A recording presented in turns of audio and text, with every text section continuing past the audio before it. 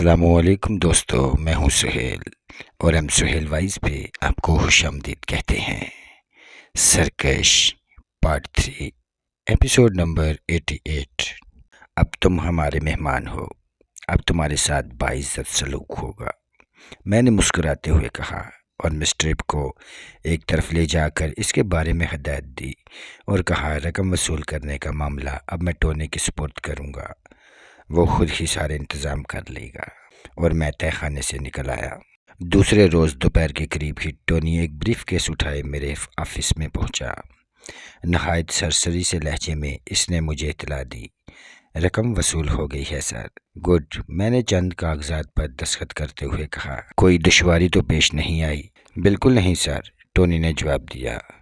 میں نے رقم دینے والے آدمی کو پہلے ایک جگہ پہنچنے کی ہدایت کی، پھر فون پر اسے دوسری جگہ پہنچنے کا حکم دیا، پھر تیسری جگہ کھلے میدان میں بلایا۔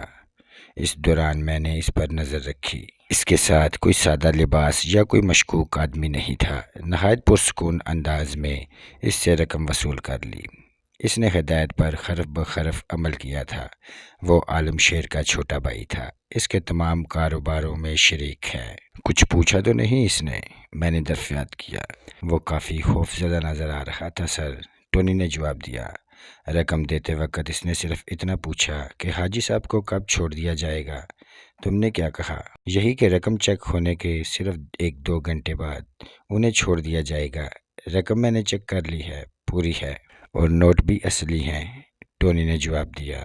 ٹھیک ہے، میں نے فائل سے نظر ہٹائے بغیر کہا، یہ مینیجر کو دے دو اور بتا دو کہ یہ کراچی ٹرانسفر ہوگی۔ تم 2 نمبر کوٹھی جاؤ اور حاجی صاحب کو صحیح طریقے سے کسی مناسب جگہ پر پہنچا دو۔ یہ آدمی سخت کینہ پرور ہے، اس کی طرف سے آئندہ بھی ہوشیار رہنے کی ضرورت ہوگی۔ میں کچھ عرصے کے لیے ایک آدمی کی ڈیوٹی لگا دیتا ہوں، اس پر نظر رکھے گا، ٹونی نے جواب دیا۔ خیر، اب اتنی بھی تکلیف کی ضرورت نہیں، اللہ مالک ہے، میں نے درویشانہ لہجے میں کہا۔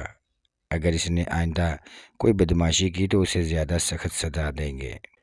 ٹونی رخصت ہو گیا تو میں نے شفیع شاہ کو کراچی فون کیا اور ہدایت کی، عالم شیر کے آدمی اور لانچ کو چھوڑ دو، ارشد بٹی کے گھر 10 لاکھ روپیہ پہنچا دو، اور آئندہ بھی اس کی بیوی اور بچوں کی خبر رکھنا، انہیں کوئی تکلیف نہ ہونے پائے۔ جرمانہ وصول ہو گیا ہے، تم چاہو تو نئے ٹرالے کا آرڈر بھی دے سکتے ہو۔ ٹھیک ہے سر، شفیع شاہ نے جواب دیا۔ آپ سے 2-3 بہت ضروری باتیں کرنی تھیں۔ باتیں بہت اہم اور تفصیل طلب ہیں۔ میں سوچ رہا تھا کہ لاہور کا ایک چکر ہی لگا لوں، لیکن کام اتنے پھیلے ہوئے ہیں کہ ایک لمحے کی بھی فرصت نہیں مل رہی۔ مختصر فون پر ہی کر لو وہ باتیں، میں نے کہا، تفصیلات بعد میں بیٹھ کر طے کر لیں گے۔ سر، ایک تو ہوٹل کے بارے میں پوچھنا ہے۔ ہوٹل کے سب کام مکمل ہو چکے ہیں، سٹاف تک رکھ لیا گیا ہے، اگلے ہفتے اس کی اوپننگ کا ٹائم طے کرنا ہے، شفیع شاہ بولا۔ اس سلسلے میں اگر آپ کی کچھ خاص ہدایت ہوں۔ بھائی مجھ سے کیا پوچھتے ہو؟ میں نے اس کی بات کاٹتے ہوئے کہا۔ ایسے کام تم مجھ سے بہتر طور پر کر لیتے ہو، جس طرح دل چاہے کرتے رہو۔ بس اوپننگ کی تاریخ طے کر کے مجھے اطلاع دے دینا، میں اس کے مطابق اپنا شیڈول بنا لوں گا۔ بس سر، میں تو صرف اتنا چاہتا ہوں کہ اوپننگ ہو تو شہر میں دھوم مچ جائے۔ ہر شعبہ زندگی کے مشہور ترین لوگ اس روز ڈنر پہ موجود ہونے چاہئیں۔ ملک کے سب سے اونچے رتبے کے سب سے اونچے افراد کو اپنی طرف کھینچنے کے لیے تمہیں جو بھی طریقہ اختیار کرنا ہے کرو، جس کی بھی خدمات حاصل کرنی پڑے کرو۔ روپیہ پانی کی طرح بہا دو، کسی بات کی پرواہ مت کرنا۔ روپیہ تو پانی کی طرح بہہ رہا ہے سر، شفیع شاہ بولا۔ ہوٹل کی دھوم تو شہر میں اس کے افتتاح سے پہلے ہی مچ چکی ہے۔ افتتاح کی تقریب کو بھی میں آپ کے خیالات کے عین مطابق بنانے کی کوشش کر رہا ہوں۔ اس پر کام تو شروع ہو چکا ہے۔ ہر بڑے شہر میں ہر شعبہ زندگی کی اہم ترین شخصیت سے رابطہ قائم کیا جا رہا ہے۔ فائنل رپورٹ تیار ہوتے ہی میں آپ کے پاس بھیج دوں گا۔ جب آپ اس کی منظوری دے دیں گے تو صرف تاریخ طے کرنے کا کام رہ جائے گا۔ اس میں بہت اعلیٰ درجے کی ایک ورائٹی پروگرام کی تیاریاں بھی ہو رہی ہیں جو ہم اپنے ہوٹل میں پیش کریں گے۔ افتتاح کی تقریب پوری رات چلے گی۔ اگر پروگرام زیادہ پھیلا تو ہم ان تقریبات کو 2-3 راتوں تک لے جائیں گے۔ بالکل ٹھیک ہے، میں نے تاکید کی، یہ سب کچھ تمہیں ہی کرنا ہے۔ تمہیں معلوم ہی ہے کہ بڑے پروجیکٹ میں عموماً مالکان بیچارے تو بس پس منظر میں ہی رہتے ہیں، ان کا کام تو روپیہ فراہم کرنا ہوتا ہے۔ بے شمار لوگ کام کرتے رہتے ہیں، تم بھی جتنے لوگوں کی چاہو خدمات حاصل کرو، بس ان کو کمان کرنا تمہارا کام ہے۔ مجھے معلوم ہے کہ تم وہاں موجود ہو تو مجھے کوئی نقصان نہیں پہنچ سکتا۔ دوسرا کیا مسئلہ ہے؟ کل سیٹھ واحد نے مجھے اپنی کوٹھی پر ایک پرائیویٹ ڈنر پر بلایا تھا، بہت طویل گفتگو رہی اس سے۔ شفیق شاہ بولا۔ وہ کہہ رہا تھا تم لوگوں کے پاس اتنی مین پاور ہے، اتنا روپیہ ہے، پھر یہ تم نے بڑے اور صاف ستھرے کاروبار کے ساتھ چھوٹے چھوٹے اور گندے گندے کاروبار کیوں شروع کر رکھے ہیں؟ کون سے کاروباروں کو چھوٹا اور گندا کہہ رہا تھا وہ؟ میں نے اس کی بات کاٹتے ہوئے پوچھا۔ اس کا اشارہ ٹرالوں کے ذریعے ماہی گیری کے کاروبار کی طرف تھا۔ شفیع شاہ نے جواب دیا۔ گدھا ہے وہ، میں نے کہا۔ اسے تو ہر شریفانہ کاروبار چھوٹا اور گندا نظر آتا ہے۔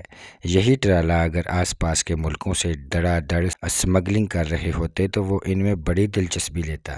اس نے اسی قسم کے کسی کام کی پیشکش تو نہیں کی؟ نہیں سر، شفیق شاہ بولا۔ وہ سچ مچ بڑے کاروباروں کی بات کر رہا تھا۔ اس نے مجھے حامد مصطفیٰ سے ملوایا۔ وہ بہت ہی خاص ڈنر تھا، اس میں صرف 4 آدمی ہی مدعو تھے۔ مہمان خصوصی حامد مصطفیٰ ہی تھا۔ آپ اسے جانتے ہیں نا سر؟ اس نے تصدیق چاہی۔ کیوں نہیں، گو کہ وہ یہاں یعنی اپنے ملک میں کم ہی جانا پہچانا جاتا ہے، لیکن میں بہرحال اسے جانتا ہوں۔ لندن میں ایک بار اس سے ملاقات ہوئی تھی۔ بہت بڑی شاپنگ کمپنی ہے اس کے، غالباً 400 بحری جہاز ہیں، لیکن پاکستانی ہونے کے باوجود اس نے اپنی کمپنی اٹلی میں قائم کر رکھی ہے اور وہیں اس کا ہیڈ کوارٹر بنا رکھا ہے۔ اس نے یہاں پاؤں جمانے کی کوشش ہی نہیں کی، آغاز ہی باہر سے کیا تھا۔ بالکل ٹھیک ہے سر، یہ وہی آدمی ہے، شفیق شاہ بولا۔ اس کے پاس 400 نہیں 500 بحری جہاز ہیں۔ ایک ایئر لائن میں بھی اس کے شیئرز ہیں۔ رائل اسٹیٹ کی اس کی ایک بین الاقوامی ایجنسی ہے جو دنیا کے مہنگے ترین مقامات پر جائیداد کی خرید و فروخت کا کام کرتی ہے، اور دنیا کے امیر ترین افراد اس ایجنسی کے توسل سے محل حویلیاں خریدتے ہیں، لیکن انہیں یہ معلوم نہیں ہوتا کہ اس ایجنسی کے پیچھے اصل شخصیت کون ہے۔ اس کاروبار میں دنیا کا ایک بہت مشہور بینکس اس کا پارٹنر ہے، اور بھی بہت سے کاروبار ہیں ان کے۔ بہت خوب، یہ مجھے معلوم نہیں تھا، میں نے کہا۔ یہ باتیں بہت کم لوگوں کو معلوم ہیں سر، شفیع شاہ بولا۔ اس نے گویا کمال مہربانی سے ہمیں اپنے دوستوں میں شمال کرتے ہوئے اور بھی کئی باتیں بڑے خوشگوار موڈ میں مجھے بتائیں۔ دنیا کی کئی بڑی مشہور اداکاریں جائیداد کے کام میں اس کی مدد کرتی ہیں اور اس سے کمیشن لیتی ہیں۔ وہ تھوڑے عرصے کے لیے کوئی جائیداد خرید دیتی ہیں، بعد میں چھوڑ دیتی ہیں، لیکن اس کی ویلیو بڑھ جاتی ہے، بات بن جاتی ہے۔ مثلاً یہ کہ اس میں ایک مشہور اداکار رہتی تھی، یا یہ وہ کہ اس اداکارہ نے اپنا بڑھاپا گزارنے کے لیے اسے خریدا تھا۔ ایجنسی اس کے علاوہ بھی کئی طرح کے حربے استعمال کرتی ہے، جس سے جائیداد کی قیمت میں لاکھوں ڈالر کا اضافہ ہو جاتا ہے۔ بھائی، کون کہتا ہے کہ پاکستانی لوگ بین الاقوامی سطح پر کاروبار کرنا نہیں جانتے؟ میں نے ہنستے ہوئے کہا۔ انہیں اپنی صلاحیتیں دکھانے کا موقع ملے تو یہ دنیا کے کان کتر دیں۔ خیر، یہ بتاؤ کہ وہ ہم پر اتنا مہربان کیوں ہو رہا ہے؟ میرا اپنا اندازہ ہے سر، شفیع شاہ محتاط سے انداز میں بولا، کہ پاکستانی دنیا میں کہیں بھی چلے جائیں، کتنا ہی بڑا آدمی بن جائے، اسے اپنے ملک سے اور یہاں کے نظام سے خواہ کتنی ہی شکایتیں ہوں، لیکن اس کا دل یہاں ضرور ٹکا رہتا ہے۔ حامد مصطفیٰ کو بھی اب یہاں حالات ذرا سازگار نظر آ رہے ہیں، تو وہ یہاں بھی پاؤں پھیلانا چاہتا ہے۔ وہ کسی ایسی پارٹی کو ساتھ ملانا چاہتا ہے جس کے پاس صرف روپیہ اور ساکھ ہی نہیں بلکہ بہت سی جرأت بھی ہو، جو ہر سیدھے یا ٹیڑھے طریقے سے اپنا کام کرا لینا جانتے ہوں، جن کا کوئی کام اٹکا نہ ہو، جنہیں کوئی تنگ کرنے کی جرأت نہ کرتا ہو۔ شفیع، ہماری شہرت کیا بیرون ملک بھی پہنچنے لگی ہے؟ میں نے حیرت سے کہا۔ ٹھیک ہے کہ ہم بڑی پارٹیوں میں شمار ہوتے ہیں، لیکن اتنی بڑی پارٹی بھی نہیں ہے۔ اس ملک میں بڑی بڑی چیزیں پڑی ہیں۔ میں نے جو اندازے قائم کیے ہیں سر، شفیع شاہ بولا، ان میں سے ایک یہ بھی ہے کہ ہماری سفارش سیٹھ واحد نے کی ہے۔ آپ کے اصول پسندی اور دوسرے طور طریقے وغیرہ سے وہ بہت متاثر ہے، وہی آپ کو زیادہ بہتر طور پر جانتا بھی ہے، اور اس سے بہت زیادہ حیران بھی ہے کہ آپ نے کم سے کم عرصے میں زیادہ سے زیادہ ترقی کا ایک ریکارڈ قائم کیا ہے۔ شفیع ڈیئر، میں اس میں اپنا کوئی خاص کمال محسوس نہیں کرتا، مجھے تو بس ایسا لگتا ہے کہ یہ سب کچھ خود بخود ہوتا چلا گیا ہے۔ اب تم یہی دیکھ لو کہ حامد مصطفیٰ کو ہم نے اپروچ نہیں کیا، بلکہ اس نے ہمیں اپروچ کیا ہے۔ بڑا آدمی چل کر چھوٹے آدمی کے پاس آ رہا ہے۔ میں نے کہا، بس اسی طرح ہمارے اکثر کام خود بخود ہوتے چلے جاتے ہیں۔ میں نے ان کے لیے دن رات ایک نہیں کیا۔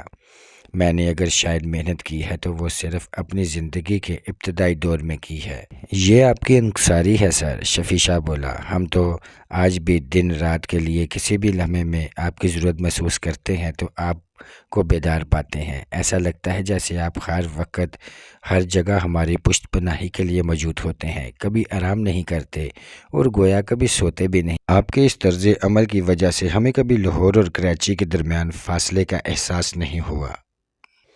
یہ تو تمہاری محبت ہے کہ تم لوگ ایسا محسوس کرتے ہو۔ میری آنکھیں اور میرا دماغ تو دراصل تم لوگ ہو جو ہر وقت بیدار رہتا ہے، میں نے خلوص دل سے کہا، ورنہ میں تو آرام بھی کرتا ہوں، زندگی کی ہر تفریح، ہر آرائش سے لطف اندوز ہوتا ہوں۔ میں کاروبار اور اس کی مشکلوں کو کبھی اپنے سر پر سوار نہیں ہونے دیا۔ میں کاروباری مسائل سے نپٹتا ضرور ہوں، لیکن ان کی فکر میں ہلکان نہیں ہوتی۔ یہی وجہ ہے کہ مجھے پچھلے کئی سال سے رسمی چیک اپ کے لیے بھی ڈاکٹر کے پاس نہیں گیا۔ خیر، ان باتوں کو چھوڑو، یہ بتاؤ کہ حامد مصطفیٰ نے کھل کر کوئی بات کی؟ اصل باتیں تو وہ آپ سے ہی کرے گا سر، شفیع شاہ بولا۔ میرے ذریعے تو اس نے صرف بات کا آغاز کیا ہے۔ صبح وہ روم واپس جا رہا ہے، کچھ عرصے بعد زیادہ وقت کے لیے آئے گا۔ میرا خیال ہے تب وہ آپ سے ملاقات طے کرے گا۔ میں کوشش کروں گا کہ اسے ہوٹل کے افتتاح پر بھی مدعو کروں اور وہ واقعی آ سکے، شاید تبھی باتیں ہو جائیں۔ ویسے وہ بہت ہنگامہ خیر دن ہوگا، شاید اس قسم کے مذاکرات کے لیے وقت نہ نکل سکے۔ مجھے اگر کوئی کام کرنا ہوتا ہے تو میں اس کے لیے ضرور وقت نکال لیتا ہوں، کوئی کام کرنے کا ارادہ ہی نہ ہو تو بات دوسری ہے۔ میں نے کہا، یہ بتاؤ تمہیں وہ کیسا آدمی لگا؟ آدمی معقول ہے سر، شفیع شاہ نے کہا، اور میں اس کا مطلب سمجھتا تھا، یعنی وہ حامد مصطفیٰ کے کسی قسم کا اشتراک کرنے کا حق میں نہیں تھا۔ اگر ہماری رائے اس کے بارے میں اچھی ہے تو پھر اس کے ساتھ مل کر کام کرنے کے ضرور کچھ سوچا جا سکتا ہے۔ ویسے سیٹھ واحد خود اس کے ساتھ کسی قسم کی پارٹنرشپ کیوں نہیں کر رہا؟ سیٹھ واحد ہم سے چھوٹی پارٹی تو نہیں ہے۔ میں ایک بار پھر اپنے اندازوں ہی کی بات کروں گا، شفیع شاہ ہچکچاتے ہوئے بولا۔ تم بلا جھجک اپنے اندازے سے بات کرو، اس قسم کے معاملات میں تمہارے اندازے ہی در حقیقت اہم ثابت ہوتے ہیں۔ میں نے اس کی بات کاٹتے ہوئے کہا، اور یہ حقیقت تھی کہ کراچی میں میرے کاروبار کو سنبھالنے کے سلسلے میں شفیع شاہ درست ترین آدمی ثابت ہوا تھا۔ میرا خیال ہے سیٹھ واحد کی تو حامد مصطفیٰ کے ساتھ ملنے کی بڑی خواہش تھی، لیکن حامد مصطفیٰ ہی اس سلسلے میں کنی کتراتا گیا، اور میرے اندازے کے مطابق اس کی واحد وجہ یہی ہے کہ سیٹھ واحد کی یہاں ساکھ کچھ اچھی نہیں ہے۔ حامد مصطفیٰ ایسے کسی آدمی سے پس پردہ تو تعارف کا طلبگار ہو سکتا ہے، لیکن اس سے کوئی باضابطہ قسم کی پارٹنرشپ کرنا مساحلیت کے خلاف سمجھتا ہے۔ حالانکہ ویسے میرے اندازے کے مطابق سیٹھ واحد کرنسی وغیرہ کے معاملے میں حامد مصطفیٰ کی مدد کرتا رہتا ہے۔ دنیا کے بڑے سے بڑے بزنس مین کو بھی اس زمانے کی تمام تر سہولیات کے باوجود کسی وقت بھی دنیا کے کسی بھی حصے میں کرنسی کا کوئی مسئلہ پیش آ سکتا ہے، اور سیٹھ واحد یہاں بیٹھے بیٹھے چٹکی بجاتے میں اس کا مسئلہ حل کر سکتا ہے۔ کرنسی اس کی خصوصی طاقت ہے۔ تمہارا خیال درست ہے، میں نے کہا۔ خود میری بھی اس نے ایک مرتبہ مدد کی تھی، اور بغیر کسی منافع یا لالچ کے کی تھی۔ ہانگ کانگ میں اس نے ایک پارٹی کو $2 ملین فراہم کیے تھے، لیکن اسے معلوم نہیں تھا کہ وہ میری مدد کر رہا ہے۔ وہ یہی سمجھ رہا تھا کہ وہ ایک وزیر کی مدد کر رہا ہے، لیکن اس کا یہ مطلب نہیں کہ وہ ہم پر براہ راست مہربان نہیں ہے۔ میرے ساتھ اس کا سلوک شروع سے اچھا رہا ہے، بلکہ جب ہم اس کے مقابلے میں کچھ بھی نہیں تھے تب بھی مجھ سے اس کے معاملے میں وہ دو ایک سنگین غلطیاں بھی ہوئیں، لیکن اس نے بڑی فراخ دلی سے ہمیں معاف کر دیا۔ مجھے یاد ہے وہ سب باتیں سر، شفیع بولا۔ اس وقت ہم لوگ بہت کم عمر اور اناڑی تھے۔ بہرحال اس میں کوئی شک نہیں کہ وہ ہم پر مہربان ہے۔ مہربان نہ ہوتا تو حامد مصطفیٰ سے ہمارا معاملہ کرانے میں کوئی پیش نہ رہتا۔ اور کون سے مسائل تھے جن کے بارے میں تم بات کرنا چاہ رہے تھے؟ میں نے پوچھا۔ بس اور کوئی خاص بات نہیں، باقی مسائل کے بارے میں میں خود ہی فیصلہ کر لوں گا۔ میں نے آپ کا کافی وقت لے لیا، شفیع بولا۔ شاید مجھے جلد کراچی سے لاہور جانے کا شیڈول بنانا پڑے۔ لگتا ہے بہت سے کاموں کے سلسلے میں بہت زیادہ آنا جانا رہے گا۔ میں بھی تم سے ملاقات کی ضرورت محسوس کر رہا ہوں، میں نے کہا۔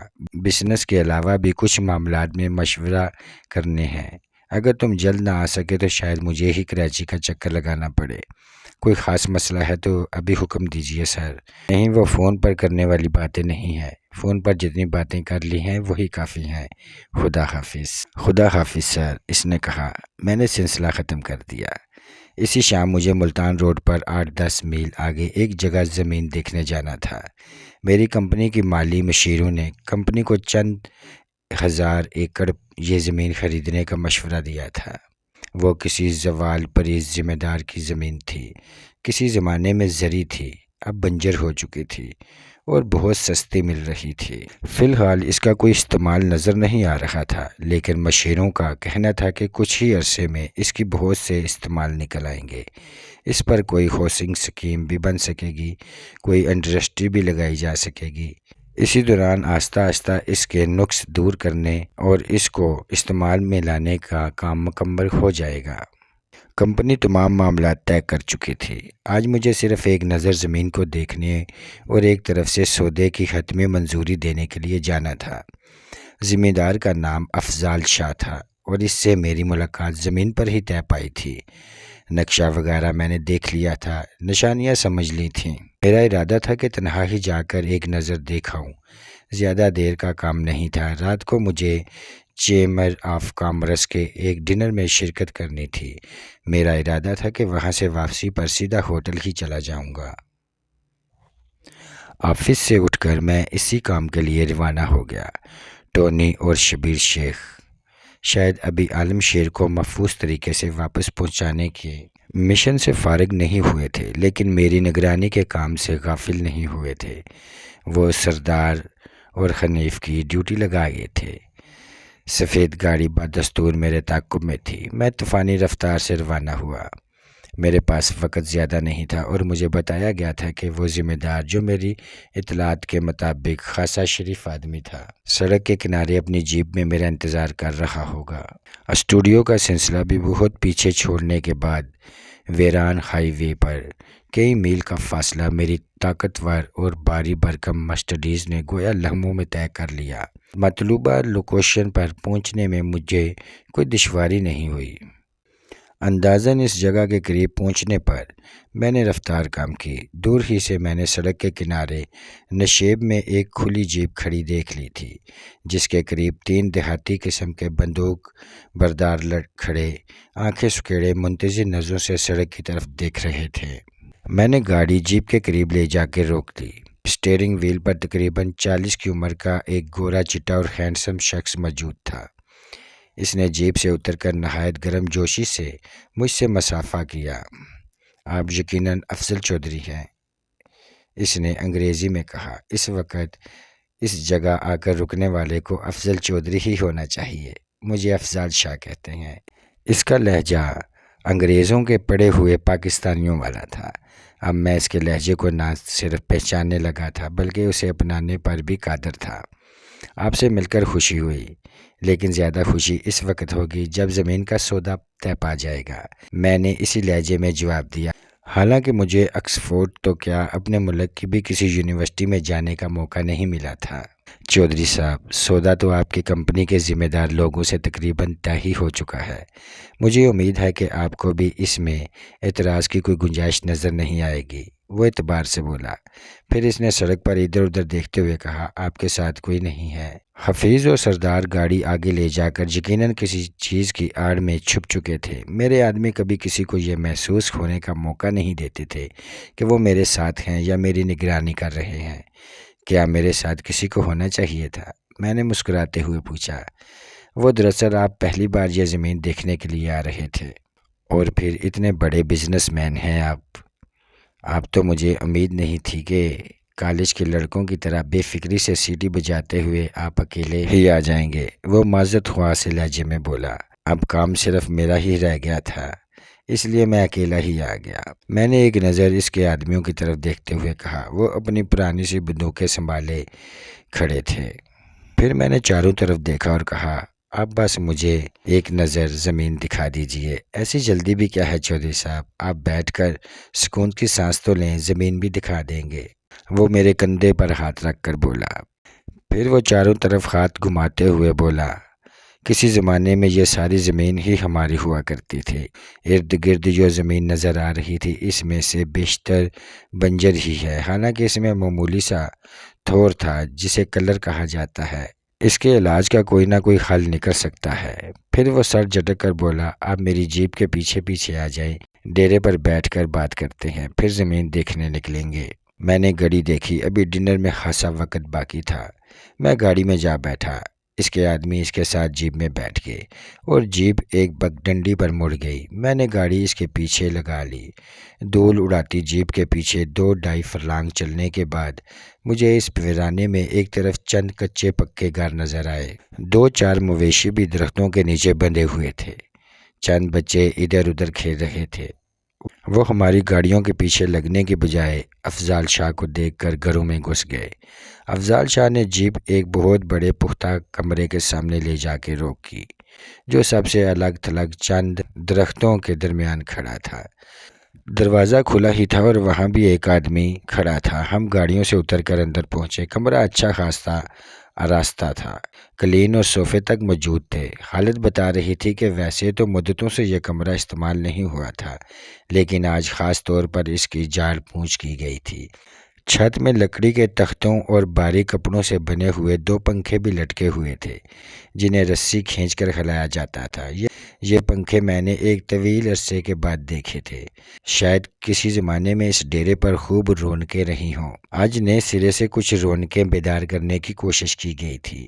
کھلے میدان میں عارضی چولہے وغیرہ بنا کر 2-3 آدمی مرغیاں روسٹ کر رہے تھے اور بھی نہ جانے کیا کچھ پکا رہے تھے۔ پانی کا ایک بڑا سا لوہے کا کولر بھی ایک طرف کھڑا ہوا تھا۔ فضا میں بہت خوشگوار خوشبو پھیلی ہوئی تھی۔ میرے اندر کے دیہاتی نے انگڑائی لی، لیکن میں نے اسے 2-4 تھپکیاں دے کر سلا دیا۔ ہم صوفے پر بیٹھ چکے تو میں نے باہر کی طرف اشارہ کرتے ہوئے پوچھا، یہ سارا انتظام کس کے لیے ہو رہا ہے؟ آپ ہی کے لیے ہو رہا تھا۔ افضال شاہ مسکراتے ہوئے بولا، میں نے کہا نہ کہ مجھے اندازہ نہیں تھا کہ آپ اکیلے آئیں گے، مجھے واضح طور پر کچھ بتایا نہیں گیا تھا۔ دراصل واضح طور پر میں نے ہی کسی کو کچھ نہیں بتایا تھا۔ بہرحال مجھے امید ہے کہ آپ اس ذرا مختلف قسم کے ڈنر سے لطف اندوز ہوں گے۔ وہ بولا، پکنک کے انداز میں کھانے کا کچھ لطف ہی اور ہوتا ہے۔ اگر آپ پسند کریں تو کھانے سے پہلے پینے پلانے کا بھی انتظام ہے، وسکی، وائن، بیئر سب کچھ موجود ہے۔ کچھ لیں گے آپ؟ ہرگز نہیں، میں نے نرمی سے کہا، یہ شوق میں نے پالا ہی نہیں، اور کھانے کے چکر میں پڑنے کا میرے پاس وقت نہیں ہے، کیونکہ خوشبوئیں سونگھ کر میرا شدت سے دل چاہ رہا ہے کہ ٹائی اتار کر آستینے چڑھا کر ان سب چیزوں پر ٹوٹ پڑوں، لیکن وعدے کی مجبوری آن پڑی ہے۔ وعدہ کہیں اور کھانا کھانے کا ہے، یا پھر یہ کہنا چاہیے کہ اوپر والے نے مہر کہیں اور کے رزق پر لگا رکھی ہے۔ اس کے چہرے پر مایوسی کی ایک لہر آ کر گزر گئی، جیسے اسے اپنے انتظامات ضائع جانے کا قدرے افسوس ہو۔ وہ بغور میری طرف دیکھتے ہوئے بولا، آپ میرے اندازوں سے بہت مختلف ہیں چودھری صاحب، آپ کی عمر بھی میرے اندازے سے کہیں کم ہے، اور میں چونکہ ایک طویل عرصے سے ملک سے باہر رہا ہوں، اس لیے یہاں کے بڑے لوگوں کے بارے میں میری معلومات اب بہت کم ہیں۔ اگر آپ کو مجھ سے مل کر مایوسی ہوئی ہے تو میں معذرت چاہتا ہوں، میں نے مسکراتے ہوئے کہا۔ نہیں، مجھے خوشی ہوئی ہے، اس نے گہری سنجیدگی سے کہا۔ تو پھر اسی خوشی میں زمین ایک نظر مجھے دکھا دیجئے۔ میں نے کہا سانس تو لیجئے، ابھی چلتے ہیں۔ وہ بولا۔ اسی دوران اس کے آدمی صاف ستھرے برتنوں میں بڑی تمیز اور سلیقے سے کولڈ ڈرنک لے آئے۔ یہ انہوں نے اچھا کام کیا تھا۔ موسم خاصا سرد ہونے کے باوجود میں کولڈ ڈرنک کی ضرورت محسوس کر رہا تھا۔ کولڈ ڈرنک ختم کر کے ہم اٹھ کھڑے ہوئے اور باہر آ گئے۔ اب میرے ساتھ جیپ میں بیٹھنا پسند کریں گے یا میں آپ کے ساتھ گاڑی میں آ جاؤں؟ افضال شاہ نے پوچھا۔ آپ ہی میرے ساتھ گاڑی میں آ جائیں، میں نے کہا۔ اس نے جیپ کی چابی اپنے آدمی کو دے دی اور میرے ساتھ گاڑی میں آ بیٹھا۔ میں نے اس کی ہدایت کے مطابق اونچے نیچے راستوں پر گاڑی چلانا شروع کر دی۔ اس کے آدمی میرے پیچھے پیچھے آ رہے تھے۔ وہ کچے پکے گھروں کی طرف اشارہ کرتے ہوئے بولا، ایک مدت ہوئی ہماری زمینیں اجڑ چکی ہیں، لیکن ہم نے اپنے کچھ مزاروں کو ابھی تک فارغ نہیں کیا۔ یہ اسی طرح یہاں رہتے آ رہے ہیں، اپنے اپنے کام کرتے ہیں، لیکن ہماری طرف سے بھی انہیں مالی امداد ملتی ہے۔ بس یہ ایک طرح سے زمینوں کے محافظ ہیں۔ بہت اچھے جان نثار لوگ ہیں۔ اگر آپ نے یہ زمین خرید لی تو خواہ اس کا کوئی بھی مصرف نکالیں، لیکن کوشش کیجیے گا کہ ان لوگوں کو بھی اس میں ایڈجسٹ کر لیں۔ یہ آپ کا مجھ پر ذاتی احسان ہوگا۔ ہمارے بے شمار مزاروں میں سے بس یہ تھوڑے سے لوگ رہ گئے ہیں جنہیں نہ تو میں اجڑتے دیکھنا چاہتا ہوں اور نہ یہ خود اس زمین سے ناطا توڑ کر کہیں جانا چاہتے ہیں۔ آپ کو ان کا اتنا خیال ہے، میں نے مسکراتے ہوئے کہا، لیکن آپ خود کیوں اس زمین سے ناطا توڑ کر جا رہے ہیں؟ ایک لمحے کے لیے وہ چپ ہو گیا۔ اس کا ذہن جیسے کہیں دور بھٹکنے لگا۔ پھر بہت دھیمے لہجے میں وہ بولا، اس ملک میں رہنا میرے بس کی بات نہیں رہی۔ میں اس سوسائٹی میں مس فٹ ہوں۔ وہ اشاروں سے مجھے زمین بھی دکھاتا جا رہا تھا کہ فلاں جگہ سے شروع ہوتی ہے، فلاں مقام تک جا رہی ہے، وہاں سے یوں ہم کھا رہی ہے اور یوں ادھر تک جا رہی ہے، اور اس کے ساتھ ساتھ ہی وہ میری باتوں کا جواب بھی دے رہا تھا۔ کمال ہے، میں نے قدرے حیرت سے کہا۔ کسی جگیردار کے منہ سے پہلی بار سن رہا ہوں کہ اس ملک میں رہنا اس کے بس کی بات نہیں رہی اور وہ اس سوسائٹی میں مس فٹ ہے۔ وہ مسکرا دیا، لیکن ہر تقبے میں کچھ نہ کچھ مجھ جیسی غلط سلط مسالیں بھی موجود ہوتی ہیں۔ میں والدین کا اکلوتا بیٹا تھا اور ہمارے خاندان میں اعلیٰ تعلیم کی کچھ زیادہ روایت نہیں تھی۔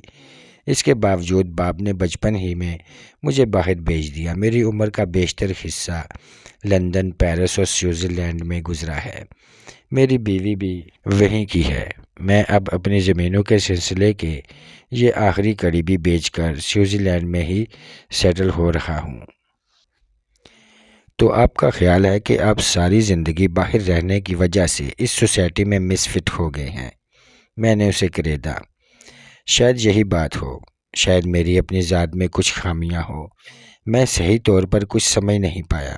بہرحال ایک بات میں نے اچھی طرح سمجھ لیا کہ یہاں کے نظام کے ساتھ چلنا، یہاں کے محکموں کے ساتھ چلنا اور یہاں کے دوسرے ذمہ داروں سے نپٹنا میرے بس کی بات نہیں۔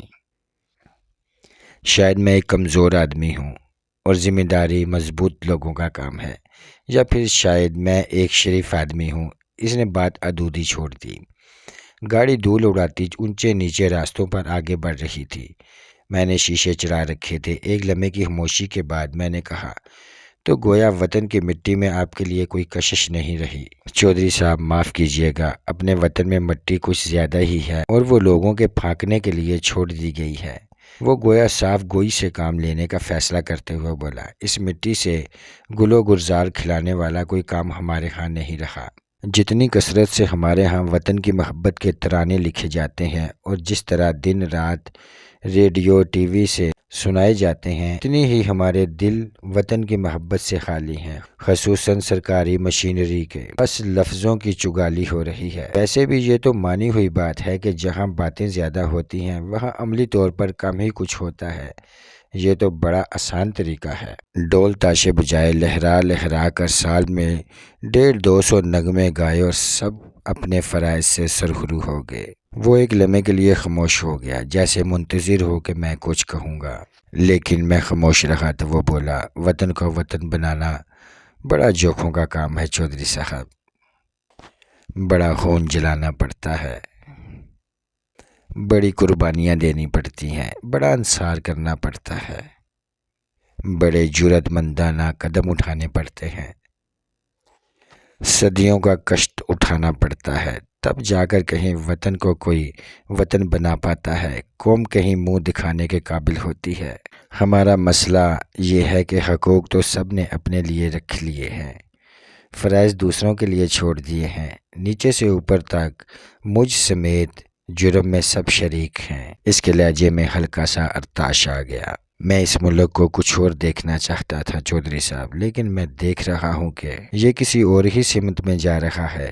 کئی بار میں یہاں سیٹل ہونے کے ارادے سے آیا تھا، لیکن ہر بار مایوس ہو کر واپس جانا پڑا۔ بیوی بچوں کے سامنے الگ شرمندگی ہوئی۔ ایک عمر باہر گزار کر جب میں یہاں واپس آتا ہوں تو لگتا ہے میں کسی اور ہی سیارے میں پہنچ گیا ہوں، جہاں کا بابا آدم ہی نرالا ہے۔ مجھے کہیں اور ہی ٹھکانہ کرنے میں عافیت نظر آتی ہے۔ لیکن اگر آپ جیسے لوگ جو اس ملک کو کچھ اور دیکھنا چاہتے ہیں یوں ہی ایک ایک کر کے اس ملک سے رخصت ہوتے رہے تو پھر اس کی حالت بدلے گا کون؟ میں نے نرمی سے پوچھا۔ اس کے علاوہ ایک بات اور سوچیں، آپ کے پاس کروڑوں کی جائیداد تھی، آپ کی بیوی لندن کی ہے، آپ تو سوئٹزر لینڈ میں سیٹل ہو جائیں گے، لیکن اس ملک میں اور بھی لاکھوں ایسے لوگ موجود ہیں جو آپ ہی جتنے باشعور ہوں گے، جو آپ ہی کی طرح سوچتے ہوں گے، لیکن وہ غریب ہیں۔ مایوسی انہیں بھی گھیرتی ہوگی، لیکن وہ کہیں اور جا کر سیٹل نہیں ہو سکتے۔ ان کا کیا قصور ہے؟ وہ بھی آپ کے ہم وطن ہیں، آپ انہیں کیوں پیچھے چھوڑے جا رہے ہیں؟ ہم خیال اور ہم وطن ہونے کے ناطے آپ کو ان سے بھی ہمدردی ہونی چاہیے۔ آپ درست کہہ رہے ہیں چودھری صاحب، لیکن اکیلا چنا کیا پہاڑ پھوڑے گا؟ میرا تو یہاں پاؤں جمنے نہیں پائے۔ میں نے بہت سوچ سمجھ کر یہ فیصلہ کیا ہے، اور اب تو تمام انتظامات بھی ہو چکے ہیں، صرف یہ چند ہزار ایکڑ زمین کا سودا ہونا رہ گیا ہے۔ مجھے جانے کے سوا کوئی چارہ نظر نہیں آ رہا۔ وہ شاید اس موضوع پر مزید بات نہیں کرنا چاہتا تھا، معلوم نہیں اس کے حالات کیا رہے تھے، وطن میں اسے کیسے لوگوں سے پالا پڑا تھا، کیا اتفاقات پیش آئے تھے۔ تاہم میں نے مزید کریدنے کی کوشش نہیں کی۔ میں آپ کو قائل کرنے کی یا آپ کا نقطۂ نظر بدلنے کی کوشش نہیں کر رہا۔ میں نے کہا، اپنے حالات کو ہر انسان خود بہتر طور پر سمجھتا ہے۔ میں تو آپ کو صرف یہ بتانے کی کوشش کر رہا تھا کہ سب کچھ چھوڑ چھاڑ کر چلے جانا مسئلے کا حل نہیں ہوتا۔ ہر ایک کو اپنے اپنے حالات اور اپنے اپنے مزاج کے مطابق فیصلے کرنے کا حق حاصل ہے۔ وہ امریکیوں والے انداز میں کندھے اچکا کر بولا۔ جلد ہی اس کی زمین کے گرد ہمارا چکر پورا ہو گیا اور ہم واپس ڈیرے کے قریب آ کے گاڑی سے اتر کر ہم ایک درخت کے نیچے جا کھڑے ہوئے۔ افضال شاہ طویل سانس لے کر بولا، تو یہ تھی ہماری زمین، آپ کی کمپنی کے لوگ اس کا ہر طرح سے جائزہ لے چکے ہیں، اس کی تمام خوبیاں اور خامیوں سے میں نے انہیں آگاہ کر دیا ہے۔ حالانکہ ہمارے ہاں اپنی چیز کی خامیاں بتانے کا رواج نہیں ہے، حتیٰ کہ میں نے انہیں یہ بھی بتا دیا ہے کہ زمین کے نیچے کی سطح تھوڑی سی بلند ہو چکی ہے، جس کی وجہ سے یہ بعض چیزوں کے لیے موزوں نہیں رہی اور بعض فصلوں کے لیے بہت موزوں ہو گئی ہے، اور یہ مسئلہ اب زیادہ سنگین حد تک نہیں پہنچا۔ بڑی آسانی اس کے کئی علاج ہو سکتے ہیں۔ آپ اس کو دوسرے کئی مقصد کے لیے بھی قابل استعمال بنا سکتے ہیں۔ کچھ پوچھنا چاہیں تو پوچھ لیجئے، اس یقین کے ساتھ کہ میں آپ کو سب کچھ بتا دوں گا۔ مجھے کچھ نہیں پوچھنا، مجھے معلوم ہے میرے آدمیوں نے کوئی ایسی بات چھوڑی نہیں ہوگی جو پوچھنا ضروری ہو۔ 2-3 روز میں ڈیل ہو جائے گی۔ میں نے جواب دیا۔ زمین طاقت نظر پھیلی ہوئی محسوس ہو رہی تھی، اور یہ سوچتے ہوئے ایک لاشعوری سی مسرت کا احساس ہو رہا تھا کہ 2-3 روز بعد یہ زمین میری ہو جائے گی۔ ایک عجیب سی فتح مندی اس احساس میں شامل تھی۔ اسی احساس سے لطف اندوز ہونے کے لیے انسان دن رات تگ و دور میں لگا رہتا ہے، بزنس کو پھیلاتا رہتا ہے، صنعت کار ایک کے بعد دوسری صنعت خریدتا چلا جاتا ہے، حکمران ایک ملک کے بعد دوسرے کو فتح کرنے کی منصوبہ بندیاں کرنے لگتے ہیں۔ میں نے مسافے کے لیے ہاتھ بڑھاتے ہوئے کہا، آپ اجازت دیجئے شاہ صاحب، ہو سکے تو جانے سے پہلے ایک بار مجھ سے ضرور ملیے گا، کھانے پر ملاقات اور گپ شپ رہے تو بہت اچھا ہوگا، آپ جیسے لوگوں سے مل کر خوشی ہوتی ہے۔ جن کے پاس صرف سر ہی نہیں ہوتا، سر کے اندر بھی کچھ ہوتا ہے۔ خواہ دیوانگی کی جراثیم ہی سہی، وہ مسکرایا۔ ہاں، خواہ دیوانگی کے ہی سہی، میں نے سر ہلایا۔ محفظ دیوانے قدر افزائی کا بہت شکریہ، میں ضرور حاضر ہونے کی کوشش کروں گا چودھری صاحب۔ جیب سے ایک ویٹنگ کارڈ نکالتے ہوئے بولا، اگر آپ کا کبھی سوئٹزرلینڈ کی طرف چکر لگے تو مجھے ضرور میزبانی کا موقع دیجیے گا۔ اس کارڈ پر میرا وہاں کا ایڈریس موجود ہے۔ آپ کا وہاں کیا کرنے کا ارادہ ہے؟ میں نے پوچھا۔ کچھ بھی نہیں، میں بس اسٹاک خریدتا ہوں اور بیچتا رہتا ہوں، اب یہی کروں گا۔ زندگی بڑی مختصر ہے، میں تمام نعمتوں سے لطف اندوز ہونا چاہتا ہوں، دنیا کی جمیلوں سے آزاد رہ کر اس کی خوبصورتیوں سے محفوظ ہونا چاہتا ہوں۔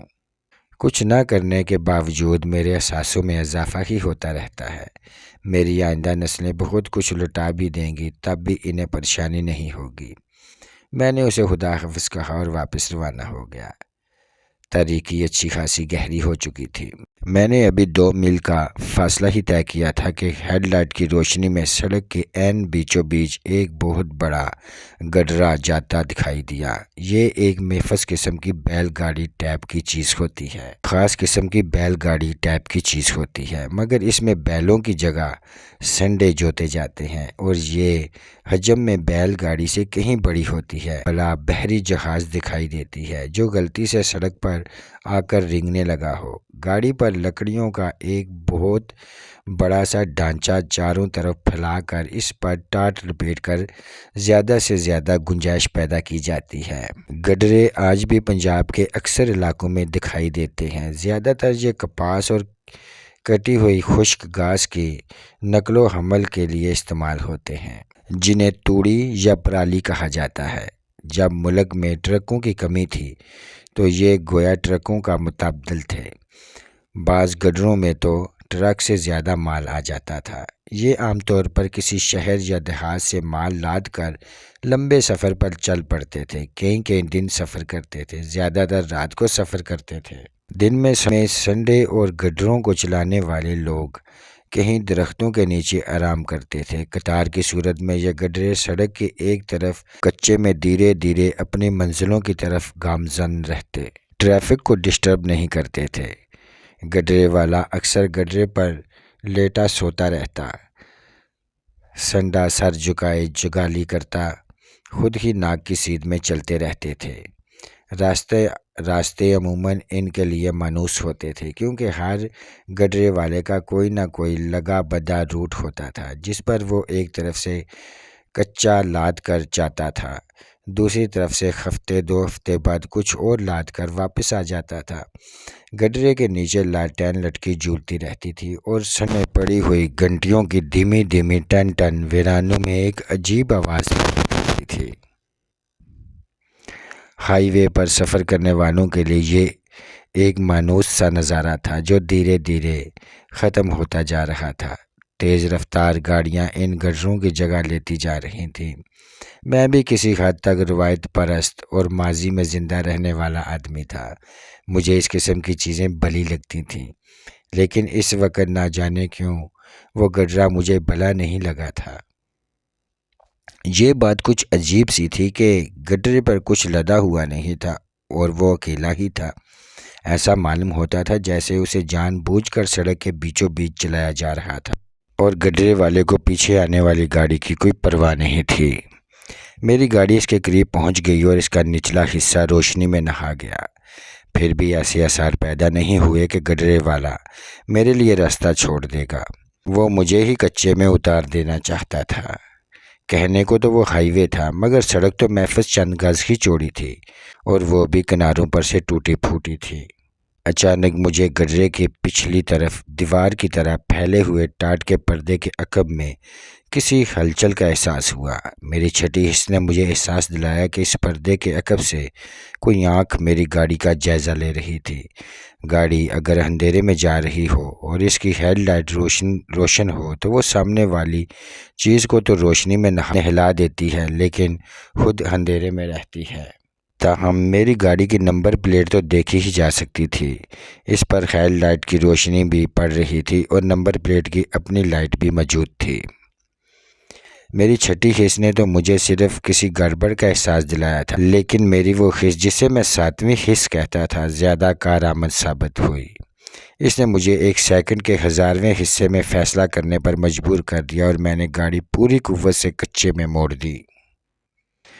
اگر مجھے ایک لمحے کی بھی تاخیر ہو جاتی تو شاید اس ویرانے میں میری زندگی کی کہانی ختم ہو جاتی۔ سب مشین گن کا برسٹ عین میرے سامنے سے آیا تھا اور اس کے ساتھ ہی گڈرے کے پیچھے کی طرف کا ٹاٹ کا پردہ چھنی ہو گیا تھا۔ اسی پردے کے عقب میں گڈرے پر یقیناً کئی آدمی موجود تھے۔ یہ محفظ میرا اندازہ تھا، میں ان کی جھلک نہیں دیکھ سکا۔ میری گاڑی شاید کچے میں اتر کر الٹ گئی ہوتی۔ تو دوستو آج کی ویڈیو میں بس اتنا ہے، ملتے ہیں انشاءاللہ نیکسٹ ایپیسوڈ میں۔ اللہ حافظ، اپنا خیال رکھیے گا۔